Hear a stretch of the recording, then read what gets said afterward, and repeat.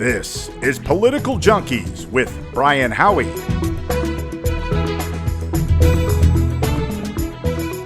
Hi again, everyone. It's Brian Howie. Welcome back to Political Junkeez, the podcast for those hooked on politics. We're in the very fancy studios of Sticky Paws Studios here in Las Vegas, Nevada. I had a better shirt on, but I was pixelating, so it's not laundry day. Forgive the T-shirt.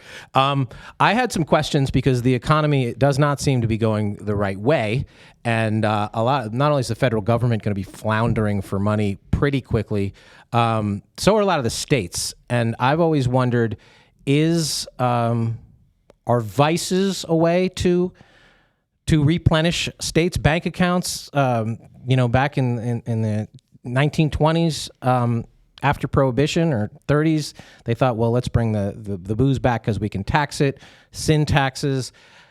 And then I saw some numbers recently that talked about how much money states like New Jersey have made off of legalized sports betting in 2020. And I think that is the great frontier free-for-all for where all the states are going to at least attempt to replenish their bank accounts.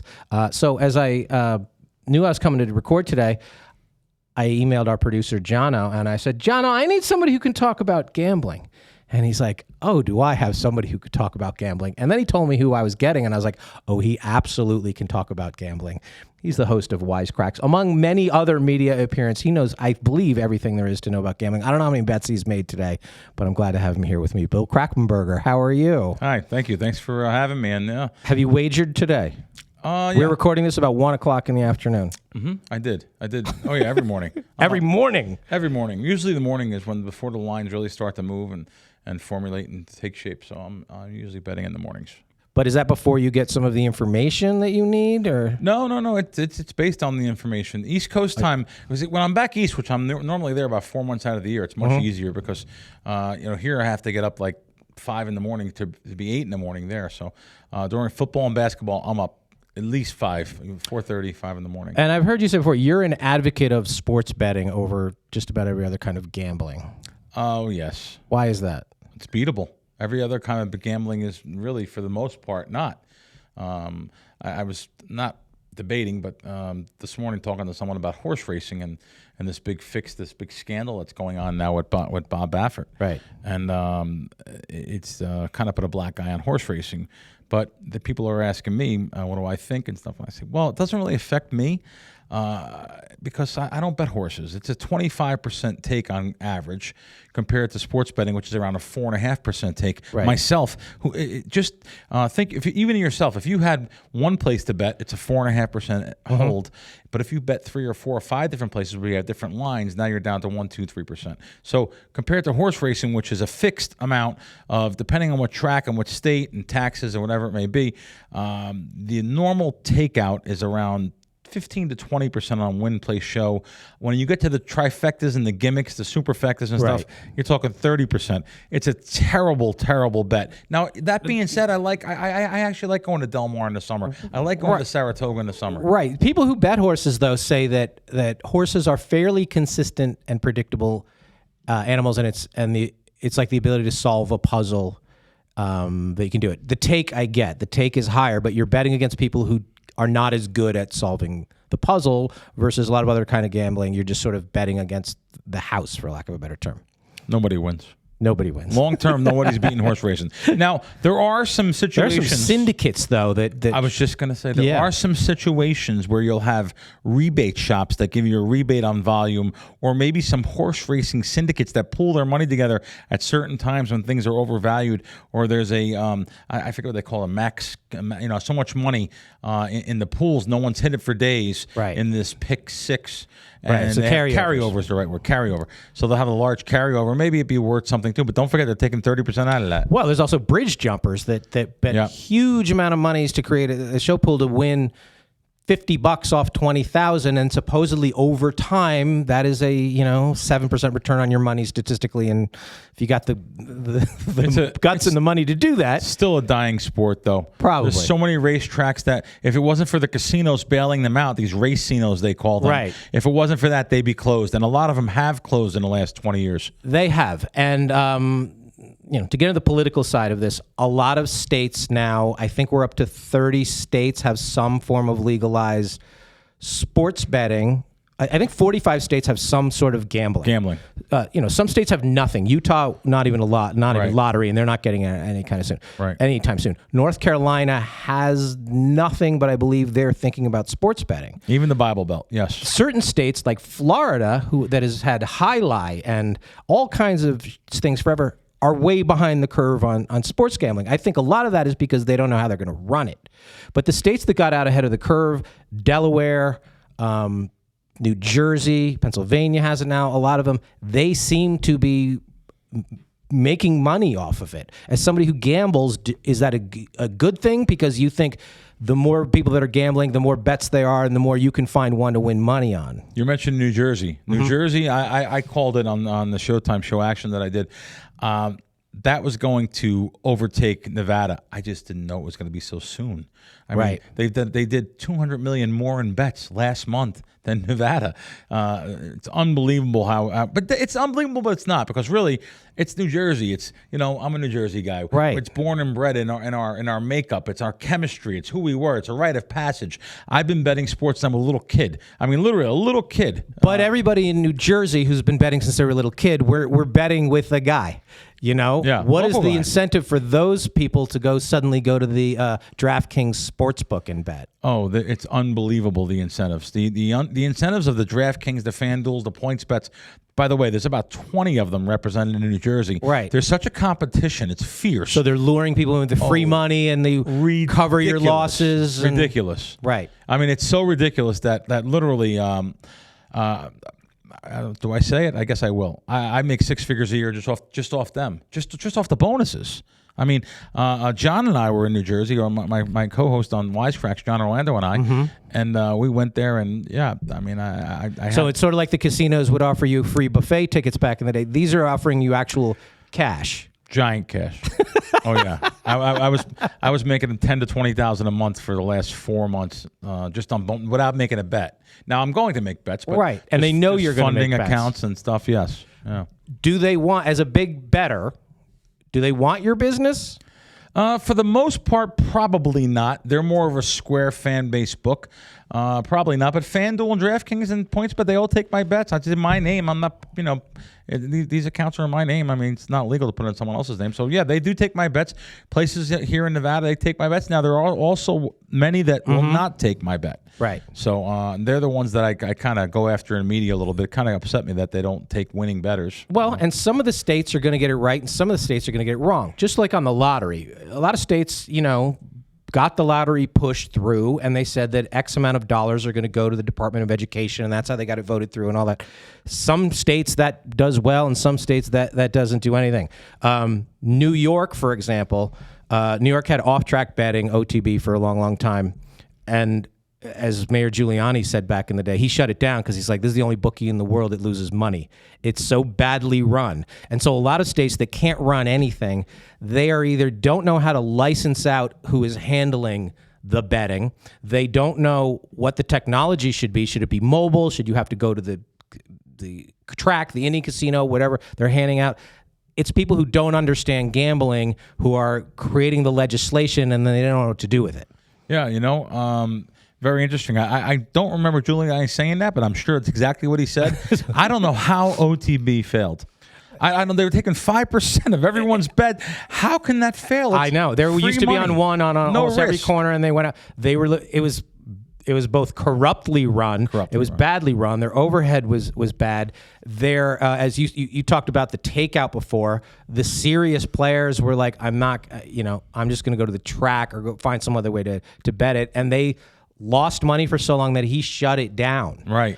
And but New York now, hopefully now they've done this right. They have casinos up in the Catskills and Syracuse. Right. They're taking wagers at the casinos, but not mobile betting. Mobile betting is about 80% of the betting that's being done in some of these new jurisdictions like New Jersey. Up to 85% they actually reported. So there's a lot of mobile betting going on. That's just for people that don't realize that's on your phone, on your computer, which to me seems incredibly dangerous. Oh no, because you're getting. We're going to talk about that. I know. Right. We're going to. So these, you've basically schooled a generation of people on fantasy football, which was essentially a fun hobby where you could win money. So you've created this gambling mentality for these fantasy players, and now you're basically moving that entire population of people into a situation where you're playing, but if you put in this money, you can do the, parlays and all these things, and they're dangling the carrot just like any other kind of gambling as the big payoff, but you've got people who are wired a certain way to be able to bet real time. Everything. All these stadiums, these new stadiums now, including the Raiders Stadium here, are wired with such good Wi-Fi strictly because they want people to be able to sit in their seat and bet on every Without play. a doubt. Every play. Without a doubt. I do about 6 to 8 shows a week. I've never heard anyone say that. You're 100% right.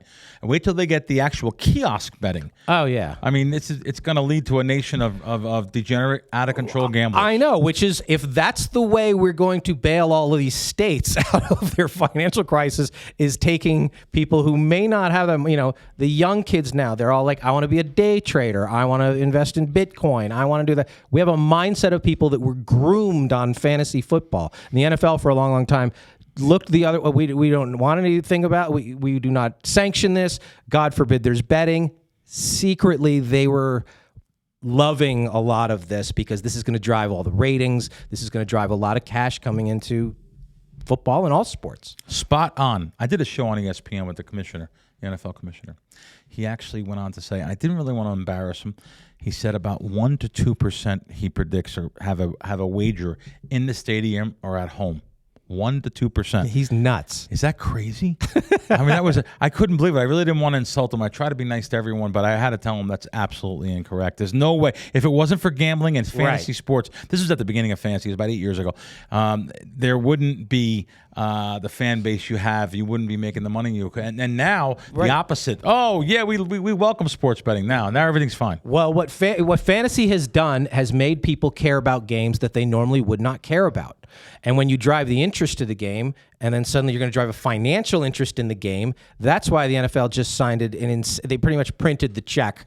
They went to all 4 major networks and said, if you don't pay this, you're not going to have a network anymore. Yes. They turned down a little bit of Amazon money. They got some. That they basically have this pool that they're pretending is just, we have the greatest game and people like the excitement. No, people like to gamble. Absolutely. And the more it becomes in homes and in states, and everybody's going to be able to do it on their phone. I mean, I remember when I was in college, like trying to place a bet, just the excitement of trying to play. It was a process to place a bet. Right. It was. You had to find a guy who knew a guy. You had to find a little local mom and pop candy store, someone writing bets, or in a pool hall or a bar. There was always bookmakers all around. Right. So it was a lot different than it is now. Can I talk about something that really, really? It's going to shock probably you. It shocks a lot of people because my business is gambling. My business is sports betting. Right. I am so big on responsible gaming.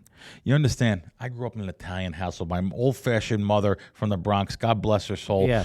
Her whole family was they were gamblers, Thanksgiving night when the kids went to bed, the card games came out, Atlantic City trips, all these, and they were gamblers. That's what we did. I grew up on a boardwalk in Central Jersey, and literally at nighttime when the games of chance and stuff closed, they were games of gambling. Now they had gambling games. So it's amazing I actually got out, knock on wood. But anyway, let me just tell you, the kids in New Jersey growing up, like myself, or in New York, you grew up in New York, we had so much against us. We had the New York State Lottery. We had racetracks. We had bingos and skillos and just so many different bookmakers, football tickets. And think about the vices. This has nothing to do with girls and drinking and drugs and so many vices. Now you want to throw sports betting in the mix, something that every kid grew up on. So what happens? These kids that grew up on Shaq and Kobe and now LeBron and Durant and all these guys, they say, I can do this. This is easy. Right. I've been watching this for years. I understand. I know who's good. I know who's not. I know who's good and bad. They're in a lot of trouble. They're in a lot of trouble. So responsible gaming really is what I preach. New Jersey's pretty good at it, more than any other jurisdiction. They're in trouble, man. Right, they're in because trouble. The only 2 sports that you could legally gamble on in most of the country for a while were horses and High-Lie, which was only in a handful of states, and I think now it's still in and dogs in Florida. And most people are like, I get what's happening here, but I don't feel I know every horse. I don't know the highlight player. I don't know that. I know who's good on the Milwaukee Bucks. I watched that. I know who's going to win this, and that starts with 8-year-olds, and that's that we think we all know. We think we all know who's going to win the game, and now you're taking. And we're not doing it, the only reason these states are in a race to legalize this and passing legislation that was stalled for a long, long time. I mean, New Jersey tried to get sports gambling for a long, long time. Yes. Chris Christie pushed it through. Correct. That was his thing. Right. One state I think Oregon was the first one. They had parlay cards or something like that, and then Delaware. And then it got into, Jersey's got it, and now every state's like, wow, look at the money that came from that. We're all going all in. The technology's there. I don't know what we're going to do to a whole generation of college kids and high school kids and young kids. I mean, it's so dangerous. Now, like we said, it's going to be on your. All the kids have a phone. It's going to be on your phone. And they give you $100 to sign up. They give you $100 to sign up. You're absolutely right. You can sign up for free. I mean, they're talking responsible gaming, these sites and stuff, and you hope that they actually do stick to that. Recently I had an issue that I went to resorts in Atlantic City where DraftKings is, and I went to go put money in my app, and of course I'm a big bettor, so you have to be a big bettor to make money long term.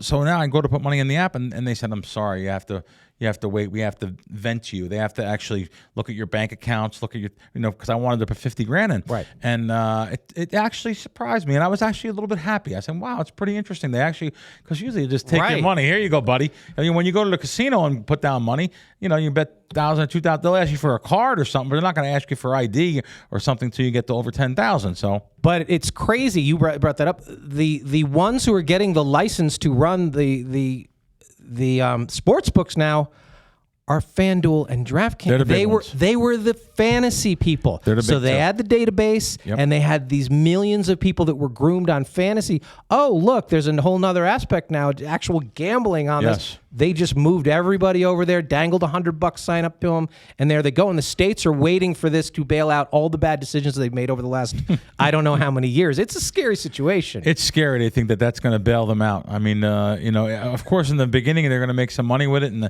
I know the DraftKings and the FanDuels, they're so much volume. I see with Pennsylvania, just look at the difference between states. So you have New Jersey, who I think, I'm not exactly sure, between 8 and 11% is the percentage that they have to give over to the state. Pennsylvania is 36%. Pennsylvania, if I'm a sports betting brand in Pennsylvania, I'm there for one thing, branding. I'm not making any money. Right. They're not making any money on it. They just want to be represented. Like Barstool's big in Pennsylvania. They're branding. They're branding. Fox Sports is getting big into gambling. Everybody's getting into the gambling because that is the next step for generations of people who are, it's got that video game mindset. And I'm like, what is going to happen when... They all can't survive, though. They all can't survive. No, there's 20 of them. I mean, in Jersey, they can't survive. It used to be sort of a rite of passage to fly out to Vegas for the first time and see the old Hilton sports book and been like, this is amazing. I can bet on a Super Bowl here, and this is amazing. The fact that I can just download an app and do that is, I don't know. I think the money will come to the States, but at what cost? Yeah. I'll tell you one thing, too. Again, I don't want to sound like I'm a Debbie Downer here, but when I was in New Jersey recently, I'm watching some TV, which I never normally do, but I'm watching some TV in the background. I'm doing stuff.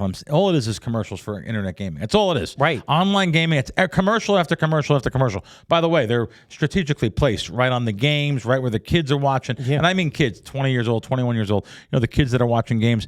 And it actually saddened me. Because I know what happens. Because Bill Krackomberger didn't start out a sharp professional sports bettor. He was a loser, stone cold loser, borrowing money. Just like everyone else. My father took me to the track when I was 7 or 8 years old. They don't think they're doing nothing wrong. They're going out for a family thing. Next thing I know, when I'm 15, I'm taking a bus from Kingsburg to Long Branch to Eatontown to Monmouth Park, and gambling my check. 'Cause I worked a lot on the weekends.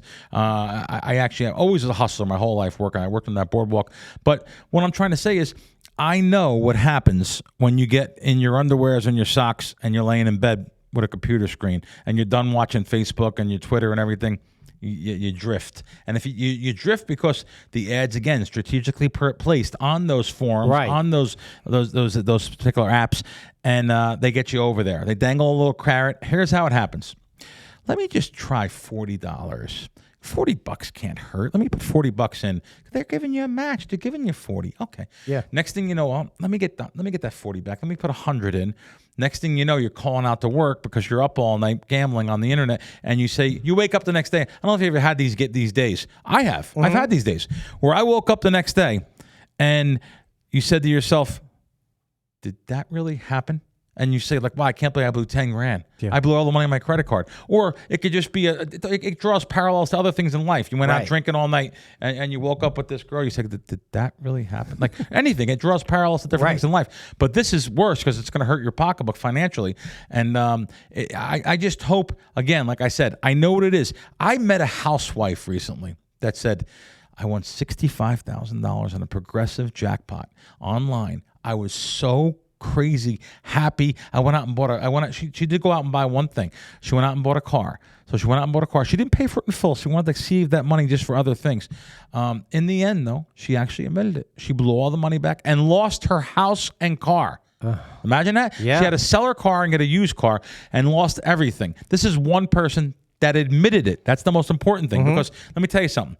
These games are the crack cocaine of gambling. You're home, you're alone, it's closet gambling. People don't know that your kids are in bed, they don't know you're doing it. I'm just watching the game. Maybe your husband or wife doesn't even know you're doing it. Right. So, and when I'm talking about really, not only sports betting that ends at a certain time of the night, I'm really talking about the online casinos. The online casinos, which DraftKings and FanDuel, you'll just pull up your app and you'll see DraftKings now, first thing they have around the left-hand corner, play blackjack. So now that little toggle switch there for blackjack, which was never there, and I'm not picking on DraftKings, trust me. Right. It's all the sites. They have play the casino. Now they may want to say, hey, be responsible when you play, but they throw it out there more than anything else, and that's the thing that gets people. First of all, I'm a little bit cynical. Right. I don't even trust online casinos. That's right. I don't trust major billion-dollar corporations. Mm-hmm. I do not trust that their online casino is a legitimate casino. Now, I'm not naming anyone. I'm a spokesman for a couple companies, so I'm not naming anyone independently or I'm not naming anybody. I'm just saying Bill Krackomberger grew up a little bit cynical. I'm not going to believe that slot machine, which is now supposed to be regulated and from a gaming control board or a casino control board. Listen. So the slot machine at the gas station, I'm not winning? The gas station here. Now, hold it. Now, you're using Nevada. Nevada has a gaming board that actually is old school and has been around this for years. These are new jurisdictions. Right. Let's go to Tennessee, a brand. I shouldn't pick on Tennessee, but let's go to a new state. All right. Let's go to Maryland. Maryland just got it. Okay. Let's go to Maryland. Now, you have a gaming control board that's been policing casinos for years and maybe some racetracks there. There's Pimlico to some racetracks there. Now they're told, hey, here's the book on sports betting. Yeah, look at that up. Here's your thing. Go study that tonight, and they're coming in there next week. They don't even know what 11 to 10 is. Right. And you want them to police an online casino? They don't even know. Like, they wouldn't. I'm not blaming them. That's a really good point. It used to be impossible to get a license to run a casino, all this kind of. I mean, it used to be that they were very careful and spent a lot of time on who's running these things. Then, remember when Cantor Fitzgerald dove in a couple years ago? Cantor Gaming. They were basically a Wall Street, billion-dollar corporation in bank, and they're like, oh, there's weaknesses in the market in gambling. We're going to dive all in, and go out here and take that over. Everybody's just looking at what are the margins, looking at what people are doing with it, and then it's like, who are the people that we're going to target? It used to be we used to target the little old lady and put her on a bus and take them to Atlantic City and do that 100 times a day. Now it's let's get the 12-year-old who likes football. Let's get the 16-year-old who thinks he knows something about basketball. And they've been groomed for a long, long time on this fantasy sports, and now they have apps, and now they have access, and now they have credit. It's just like when everybody gets ruined because your first week in college, they stick a credit card in your mailbox, and a whole generation of people don't learn about credit that way. They're doing the same thing with these apps and online and sports. Cantor Fitzgerald came to town, like the big guys that they were on Wall Street. They came in town, opened up Cantor Gaming, and I was friends with the CEO, Leah Matus. I was friends with those guys over there, and Unfortunately, they didn't make it. Yeah, they didn't. They didn't make it. Well, William Hill swallowed them up, and they had the biggest fines ever levied against this casino corporation. They paid it. They paid like $35 million in fines when they were here. The gaming board probably seen that and said, let's take a lesson from this and let's never let this happen again, because here in Nevada, we still don't have any. We don't have DraftKings. We don't have FanDuel. But then William Hill's a UK-based company. Giant. How did they land their ship here suddenly and take over? How did that happen? They hurt me. They hurt me tremendously. They've taken over so many corporations here in town. They took over, like I said, the Canner Gaming. They've also taken over, when they first came to town, there was 3 sports books downtown. There was Calneva, there was Leroy's, there was Lucky's. There's 3 different places I get to bet. Right. All 3 of them were bought by William Hill. Joe Asher, the CEO, who came in there and bought all these places up. And they even bought more companies than that. Obviously, they took away about 6 or 7 different sports books, maybe even more, that I used to bet at and monopolize the town. And what do? They throw Bill Krackomberger out. I'm not allowed to bet there. I'm a winning player. I'm a winning gambler. They throw out winning gamblers. If you win long term, you're going to get thrown out. That's the way it works at William Hill. That's their model. And, it's unfortunate, but the more unfortunate thing is they bought all these sports books that I used to be allowed to play in. That's the reason why I have to go to places like New Jersey, where I have all these different places to bet, or, I have to go to other jurisdictions. I've been to Colorado. Now I'm happy. Actually, Florida is going to get probably the 2 Hard Rocks first, the one in Tampa, the one in Hollywood. I'm surprised Arizona doesn't have it. They're going to get it. Behind. They just got voted in. You can bet on horses in a bar there. Yeah, they just got voted in. They're going to have, probably by football season, Arizona will have sports betting. Now, what makes somebody a good gambler? Is it patience and money management, and are those the keys to being a successful gambler? The skill sets it takes is unbelievable. I know some of the sharpest guys in the world I know that are actually winning gamblers at certain things, maybe card counting or something. Right. Can't handle the bankroll swings and actually tilt. So that happens in all forms of. There's only a couple different kind of things that are actually positive EV. We call it expected value gambling. One of which is card counting. There's some video poker plays. If casinos give you deals and walk-in offers, that there is some positive betting.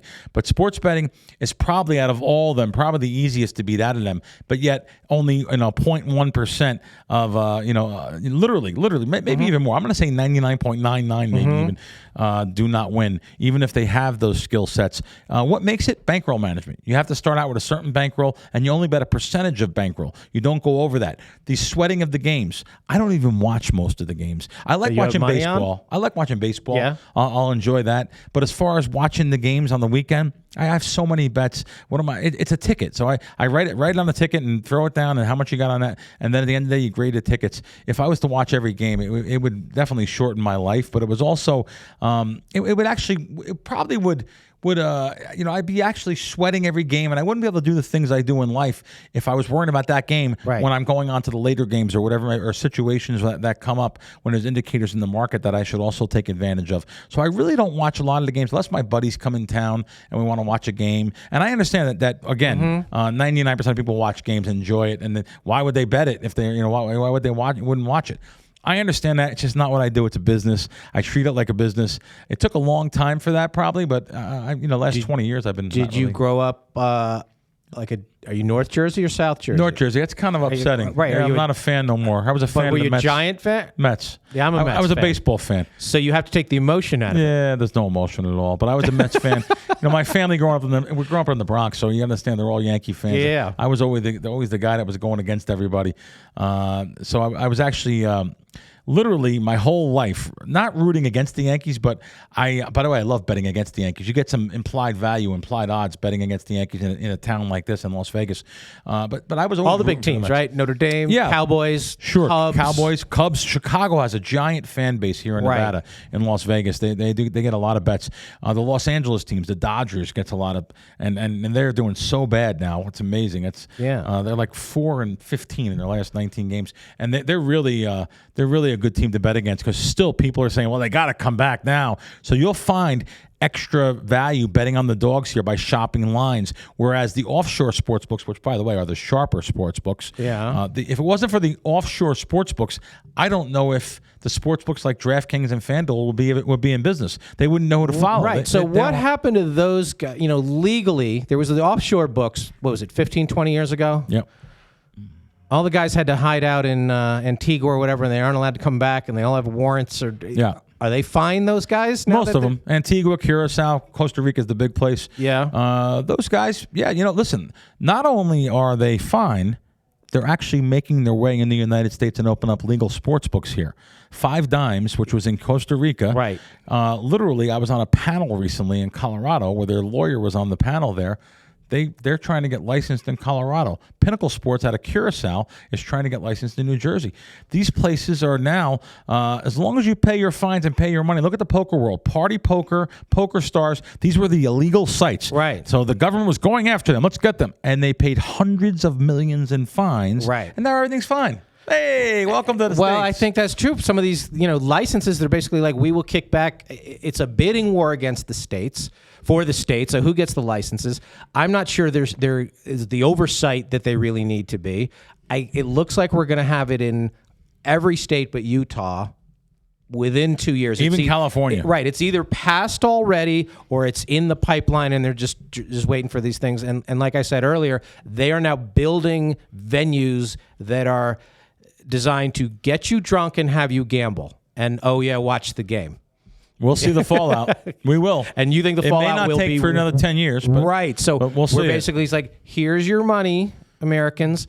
Gamble it. We'll hope to take it back. But then it's like, at what cost? Yes. No. You're going to have a lot of lives ruined, and you're going to have a lot of... Look at this town. Here we go. I said I wasn't going to be political. Here I go. I have to. I can't help myself. Look what's going on in this town right now. It's unbelievable. Look what the weekends are. They're packed up. They're packed. And what are they packed with? People's checks. I know a guy that's here right now. Money. I know a guy right here that's in town right now.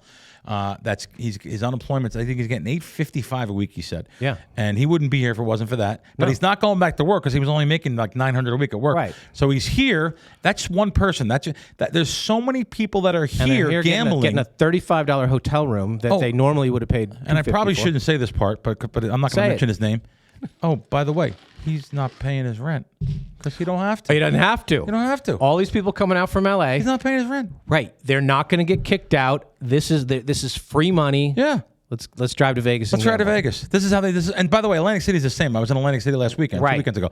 It's packed on the weekends. I mean, but nothing like this. I see the planes that are coming in town, and not the best people either. We got got a lot of crazy people coming in town. Trust me, I've been here a lot. I'm like, this is not your typical Vegas crowd. No, it's not. And at first, I was like, where did they get all this money? That's how they get their money. They're not paying their normal bills. No. Let's take that money and let's go have a good time in Vegas and let's gamble. Yes, and he asked me to borrow $300 yesterday.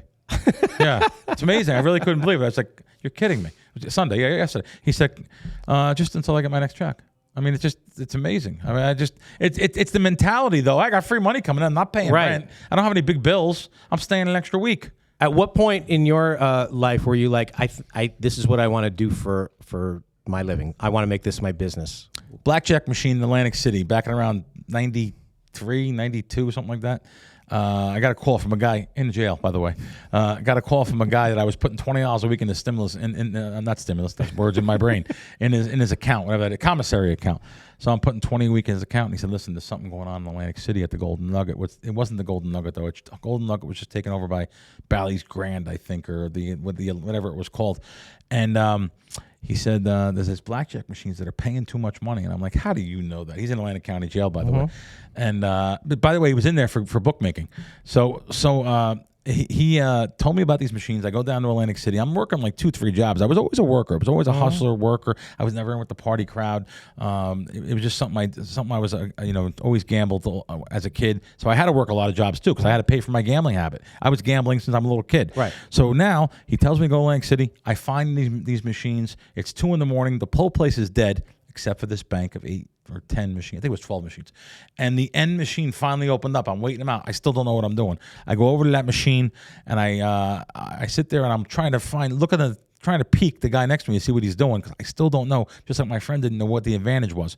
So now I'm putting the coins in the machine and the guy next to me, at 6'6", glasses, very intelligent. You could see how highly intellectual. His fingers were real long and lanky, and he had a way of taking the quarters and cupping them and just dropping them in the machine. And he's like, can I sell you a few rolls of quarters? I was like, okay, why? He's like, we want to keep the coins in the machine so the hoppers are full.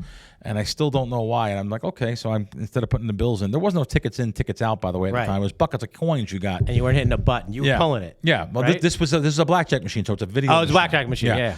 So now I'm putting the money in the machine. I'm trying to watch this. It's only $1 a hand, one little grocery dollar per hand. So now I'm looking to see what he's doing, and I'm looking, and next thing I know, he actually was telling me this surrender is the smart play, and I was like, okay, I'll surrender. Surrender means you get half your money back on a bet. No, on this machine, you get all your money back.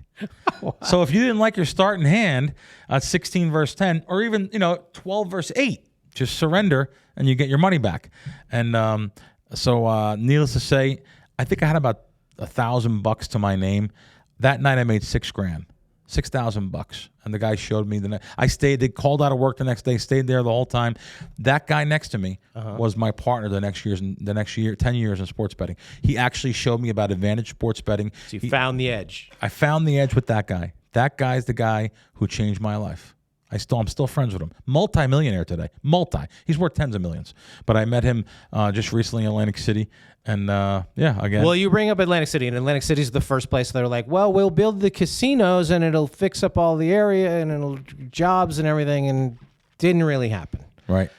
And there's a lot of places there. They built this version of the Encore outside of Boston in is that Revere, Everett, one of these towns, and it looks exactly the same. And they're like, well, this will fix up this neighborhood, and it hasn't really happened. Since the dawn of time, the government has been looking for gambling to bail out the bad decisions that they've made, either locally on a state level or even federally. They're doing it again. Atlantic City is a disaster still. I was there for 3 of the last 4 months. It's a disaster still. The outskirts of Atlantic City. You literally walk 2 blocks from the Hard Rock, 3 blocks from the Hard Rock, which, by the way, is a beautiful casino. Yeah. They put unbelievable money. They put $500 million in the Hard Rock, which was the old Taj Mahal. And the Ocean Casino, beautiful. I love those places, actually. But outside there, you got to be careful, brother. It's real dangerous walking around. Yeah. I mean, this is a new incarnation of beautiful casinos. They've got this is the third run at it now. There was all the Trump ones back in the day. They all went away. Atlantic City died for a while. It's like, oh, let's build shiny new casinos. It's still homeless people everywhere.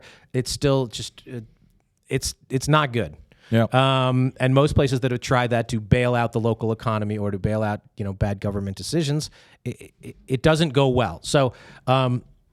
That's sort of my point on this now. The governors and the state legislatures and even our federal government have made a lot of bad decisions. They printed a lot of money that they probably didn't have, and they're looking for the people to pay it back by tapping into our vice mentality and our technology that we all know how to use very easily. And it's a slippery slope, and I'm not sure where we're going with this. These kids, I'm telling you, that's something I'm glad I'm able to point out here. The kids are in trouble. And down the line with the sports betting and stuff. I really hope these states do it. Take Jersey's lead, do it responsibly, or at least as you can. The internet gaming, the online gaming that these sites have, they're the things that I don't like when I'm talking about the games of blackjack, craps, video poker, roulette, these kind of game slots. They're the games I really don't want these kids playing today. And I don't want even the housewives, like I said, playing. Right. I wish no one played the online gambling. Well, because it's also like when the last football game is over, you can keep gambling, kids. You can play a little blackjack. Big thing. You get stuck on the Sunday night football game. You got nothing to do. Now, let's try blackjack. Yeah. Let's try video poker. Let's try slots. I know how to do this. It's mostly blackjack. It's the most popular game. Trust me. In the end, I'm telling you, in the end, just with the house rules, you have no chance. Yeah. Now you're playing against, again, the cynical mind. Online with cyberspace, I want nothing to do with it. Yeah. I don't recommend anyone to. I don't know. I wouldn't trust it. I don't know how people trust it, but they do. This was fun. Plug everything you want to plug. Yeah, I'm bad at self-promotion. Bill Krackomberger at CrackWins. I have a website. I'm sorry. Website's crackwins.com. The app I have is CrackWins in the App Store. I'm on Twitter at Bill Crackman with a K. And that's about it. I try to help people answer questions and try to lead people in the right direction for things. Easiest sport to win money on? Is there one? College basketball, probably for me, the first 2 months. Yeah, First 2 months. First 2 months. And any sport is softer in the beginning when the information's not out there amongst the public. So against the line makers, I like to beat them at the beginning of any sport. The people in Europe are rabid about tennis betting. and they say that there's a lot of shady shit going on. Yeah, there's a lot of shady stuff. A lot of tennis, shady stuff, but they're like, that's a place that it surprisingly gets a lot of action. Yeah, no, I heard that. I've actually heard that. I haven't got into the Euro sports. I don't bet soccer, even though it's probably the biggest sport to bet on. Yeah. But yeah, a lot of the tennis and the smaller market. They were betting on ping pong last year. A lot of inside information and stuff going on. It's weird. As far as us, like, share, subscribe, and as always, please review this podcast. Your reviews mean a lot. This was fun. Thanks for doing this. Anytime. And we will be careful out there, kids. Please. Gamble responsibly. 1-800-GAMBLE. Is that what it is? I think that's what it is. Something like that. Don't blame me. I'm just the messenger. Right. And we will see you next time on Political Junkeez. This is Political Junkeez with Brian Howie.